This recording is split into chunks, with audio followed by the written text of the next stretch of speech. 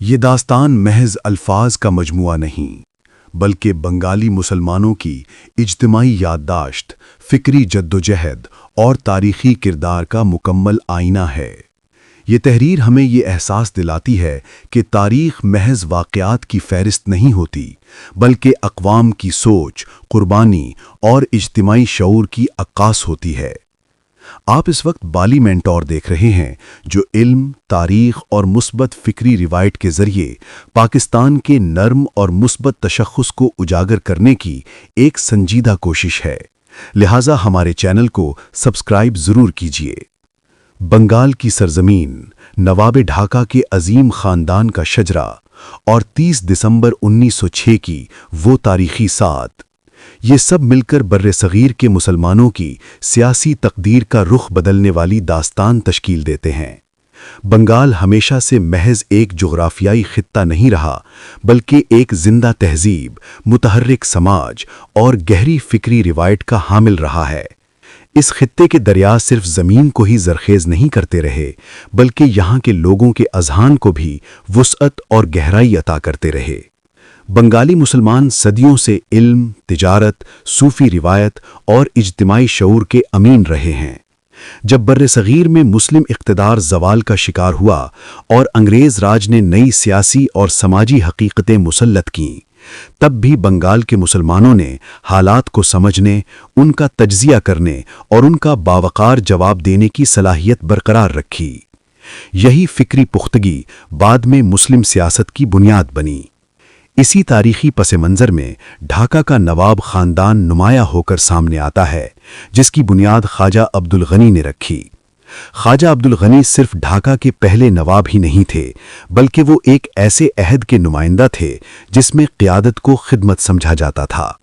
انہوں نے احسن منزل کو محض ایک شاندار عمارت نہیں، بلکہ مسلم وقار، سیاسی مشاورت، سماجی ہم آہنگی اور فکری تبادلے کا مرکز بنایا۔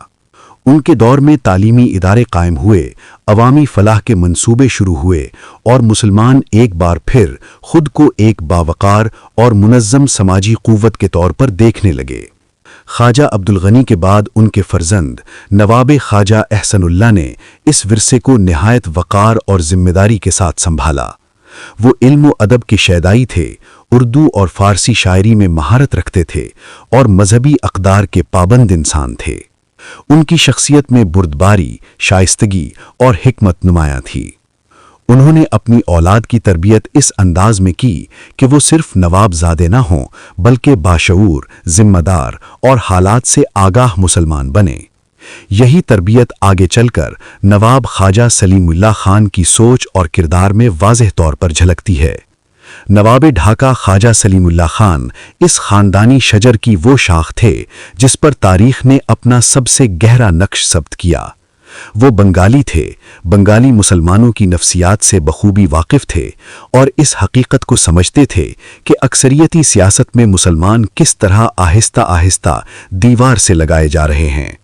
ان کی نگاہ صرف ڈھاکہ یا بنگال تک محدود نہ تھی، بلکہ پورے برصغیر کے مسلمانوں کے مستقبل پر مرکوز تھی۔ وہ جان چکے تھے کہ اگر مسلمان منظم نہ ہوئے اور ان کی الگ سیاسی آواز نہ بنی تو تعلیم، ملازمت، نمائندگی اور شناخت سب خطرے میں پڑ جائیں گے۔ 1905 میں بنگال کی تقسیم اور اس کے بعد کانگریس کی قیادت میں ہونے والی شدید مخالفت نے مسلمانوں کو یہ احساس دلا دیا کہ ہندو اکثریت اپنے سیاسی مفادات کو مسلمانوں پر ترجیح دے گی۔ اسی دوران شملہ ڈیپوٹیشن کے ذریعے جداگانہ نمائندگی کا مطالبہ سامنے آیا، جس نے مسلم سیاسی شعور کو مزید مضبوط کیا۔ نواب سلیم اللہ خان ان تمام حالات کو گہری نظر سے دیکھ رہے تھے اور وہ خاموشی کو نقصان دہ سمجھتے تھے۔ بالآخر وہ تاریخی لمحہ آیا جب 30 دسمبر 1906 کو احسن منزل میں برصغیر بھر کے مسلم رہنما جمع ہوئے۔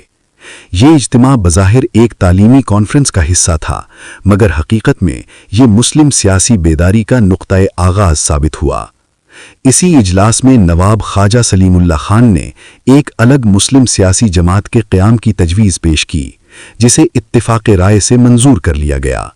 یوں آل انڈیا مسلم لیگ وجود میں آئی اور مسلمانوں کو پہلی مرتبہ ایک منظم سیاسی پلیٹ فارم میسر آیا۔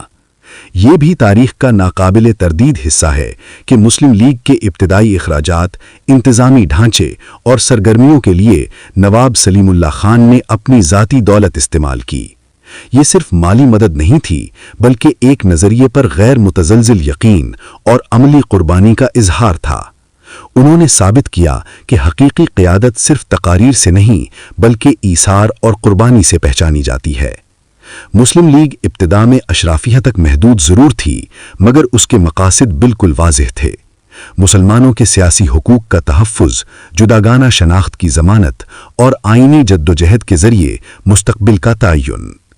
وقت گزرنے کے ساتھ سر آغا خان، نواب محسن الملک، نواب وقار الملک اور پھر قائد اعظم محمد علی جناح جیسے عظیم رہنما اس جماعت سے وابستہ ہوئے۔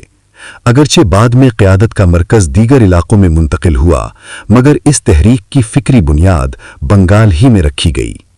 بعد ازاں بنگال کے ہی فرزند A.K. فضل الحق نے 1940 میں قرارداد لاہور پیش کر کے اسی فکری جدوجہد کو عملی اور فیصلہ کن مرحلے تک پہنچایا۔ 1946 کے انتخابات میں مسلم لیگ کی شاندار کامیابی نے یہ ثابت کر دیا کہ مسلمان اس جماعت کو اپنی واحد نمائندہ سیاسی قوت تسلیم کر چکے ہیں، اور بالآخر 1947 میں پاکستان کا قیام اسی طویل، صبر آزما اور منظم جدوجہد کا منطقی نتیجہ ثابت ہوا۔ بعد کے سیاسی حالات، مشرقی اور مغربی پاکستان کی علیحدگی اور تاریخ کے دیگر نشیب و فراز اپنی جگہ، مگر اس حقیقت سے انکار ممکن نہیں کہ بنگالی مسلمانوں نے مسلم سیاست کی بنیاد رکھی اور نواب ڈھاکہ خواجہ سلیم اللہ خان اور ان کے خاندان نے اس بنیاد کو فکری، مالی اور اخلاقی طاقت فراہم کی۔ یوں بنگال کی یہ داستان ہمیں یاد دلاتی ہے کہ تاریخ طاقت سے نہیں بلکہ بصیرت، قربانی اور اجتماعی شعور سے بنتی ہے، اور 30 دسمبر آج بھی اسی شعور کی ایک روشن اور زندہ علامت بن کر ہمارے سامنے کھڑا ہے۔ آپ بالی مینٹور کے ساتھ ہیں۔ تاریخ کو سمجھنے اور پاکستان کے مثبت تشخص کو اجاگر کرنے کے اس فکری سفر میں ہمارا ساتھ دیجیے اور ہمارے چینل کو سبسکرائب کرنا نہ بھولیے۔